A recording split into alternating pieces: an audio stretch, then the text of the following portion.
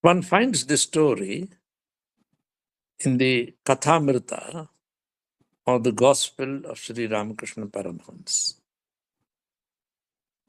Story is a simple one, but one can draw many morals, many conclusions, life lessons from it. A man, not very old, went into the forest.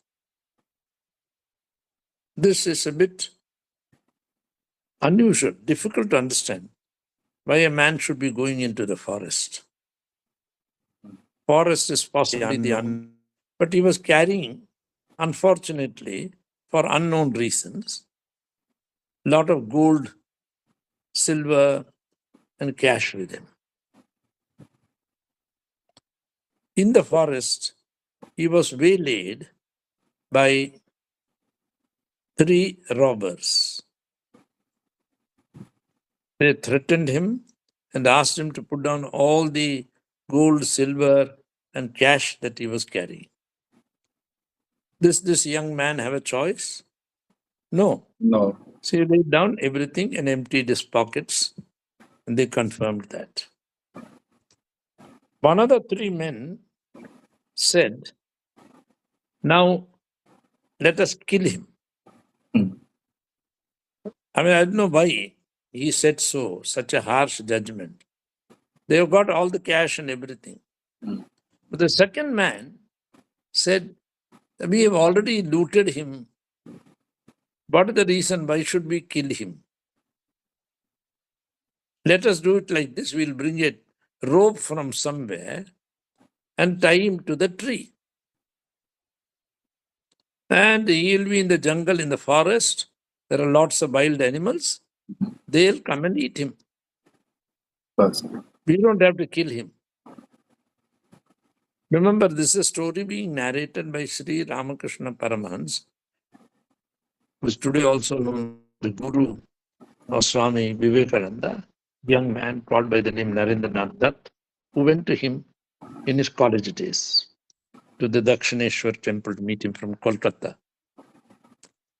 So they brought a rope and tied this man to the tree. The third man just winked at this man who had been tied to the tree and said, "Look, we are taking all your jewelry, gold, silver, and everything with us, cash.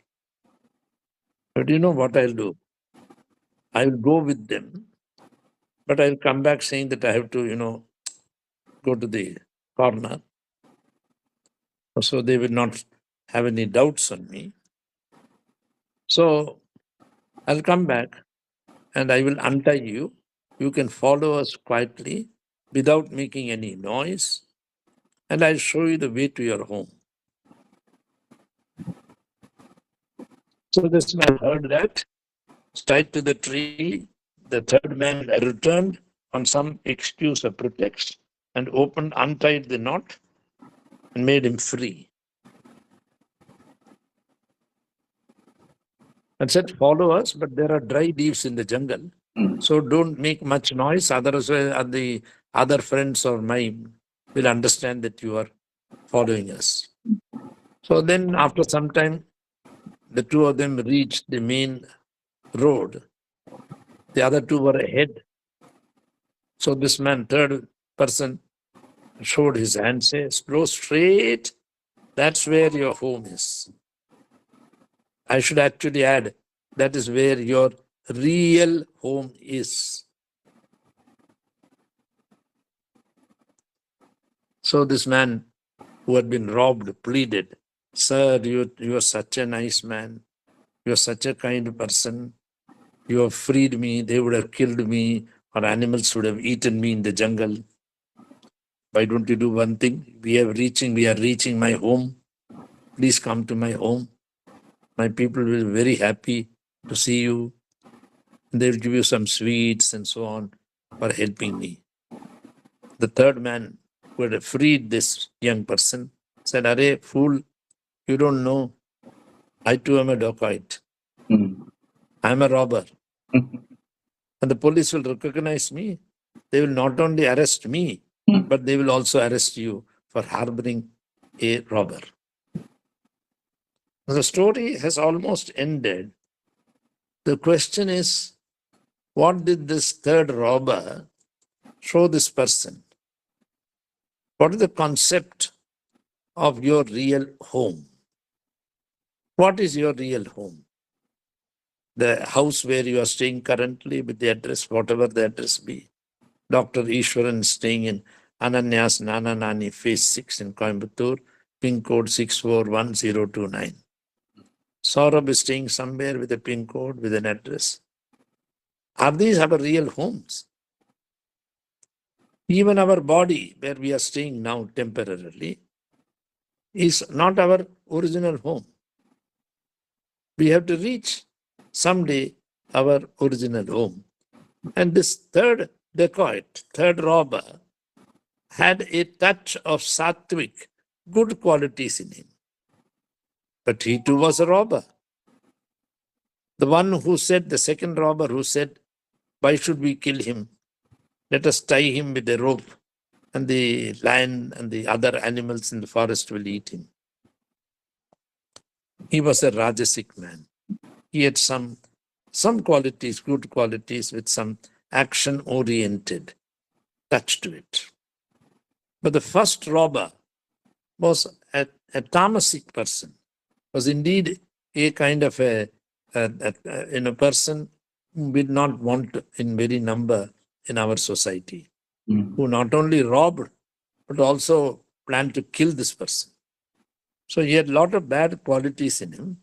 So we say tamasic, that is somewhat like idle and more harmful than being a lazy or an idle person.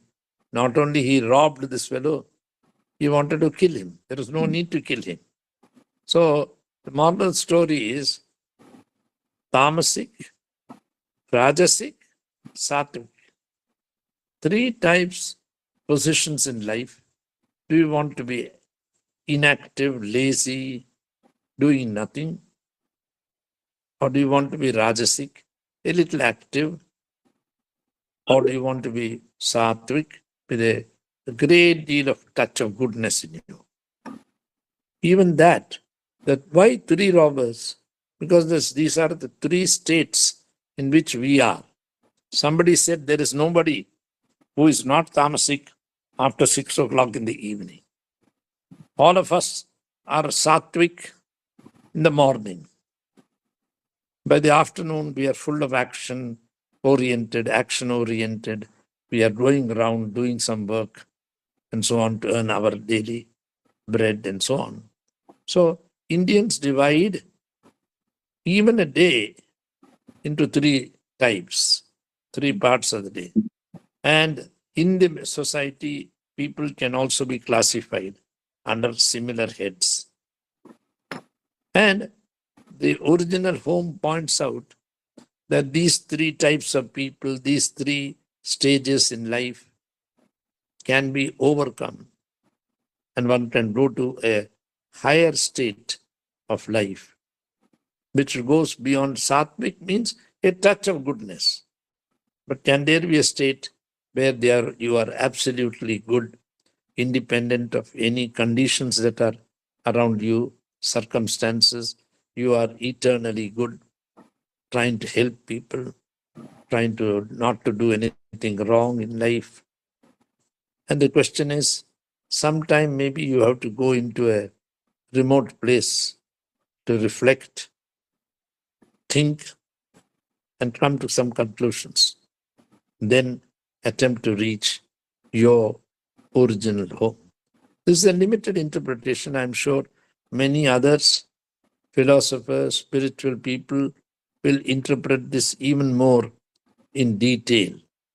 Why there are three dacoits? Are they present in society? Why such classification is there? Why cannot everybody be good all the time? So I think this is a good small story to begin with from Thakur, on which we can discuss further. Thank you.